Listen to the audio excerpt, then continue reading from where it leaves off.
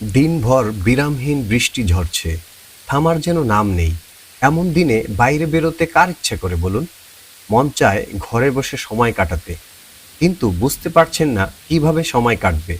চিন্তার কিছু নেই, বৃষ্টির দিনে ঘরে বসে সময় কাটানোর কিছু চমৎকার উপায় জেনে নিন এই ভিডিও থেকে।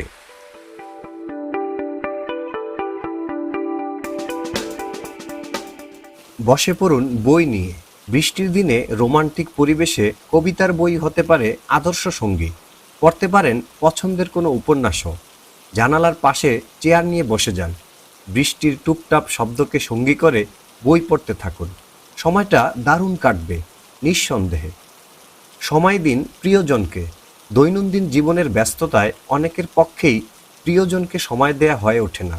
বৃষ্টির দিনের এই সুযোগে প্রিয়জনকে সময় দিতে পারেন। আড্ডা দিতে পারেন মা বাবার সঙ্গে। সামনাসামনি তাদের না পেলে অন্তত ফোনে তাদের খোঁজ খবর নিন।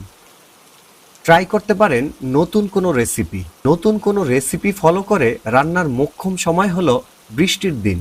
তাতে যেমন সুন্দর সময় কাটবে, তেমনি প্রিয়জনরা পাবে নতুন খাবারের স্বাদ।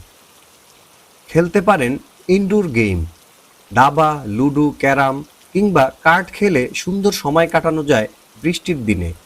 এতে যেমন পরিবারের সদস্যদের সঙ্গে আন্তরিকতা বাড়ে, তেমনি ছোটবেলার স্মৃতিও নতুন করে তাজা হয়।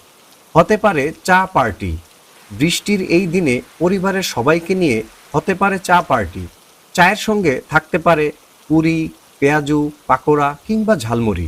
পার্টির লোকেশন হতে পারে বারান্দা, কারণ বারান্দায় গেলেই পাওয়া যাবে বৃষ্টির রিমঝিম শব্দ, আর এই শব্দই পার্টির পরিবেশ জমিয়ে দিবে। পছন্দের গান শুনুন, বিছানায় গা এলিয়ে দিন, সাউন্ড সিস্টেম বা স্মার্টফোনে চালিয়ে দিন আপনার পছন্দের কোনো গান। গান শুনতে শুনতে ঘুমিয়ে পড়াটাও মন্দ নয়। ঘুম না আসলেই বা চিন্তা কিসের, পছন্দের গান তো শোনা হলো। যত্ন নিতে পারেন নিজের। মি টাইম বা নিজেকে সময় দেওয়ার কথা তো আজকাল ভুলতে বসেছি আমরা। বৃষ্টির দিনে নিজেকে সময় দেওয়ার মোক্ষম সুযোগ। এ সময় চুলে শ্যাম্পু করতে পারেন, ফেস প্যাক লাগিয়ে ত্বকের যত্ন নিতে পারেন, কিংবা ব্যায়াম করে বাড়িয়ে নিতে পারেন নিজের আয়ু। ভিজুন বৃষ্টিতে। শেষ কবে বৃষ্টিতে ভিজেছেন মনে আছে? হয়তো ছেলেবেলার সেই স্মৃতিকে জাগিয়ে তুলতে চাইলে বৃষ্টিতে ভিজুন। তবে যাদের ঠান্ডার সমস্যা আছে কিংবা বৃষ্টির পানি সহ্য করতে পারেন না, তাদের বৃষ্টিতে না নামাই ভালো। বৃষ্টির দিনে গৃহবন্দির অনুভূতি নিয়ে সময় পার না করে এভাবে সময়ের সর্বোচ্চ ব্যবহার করুন।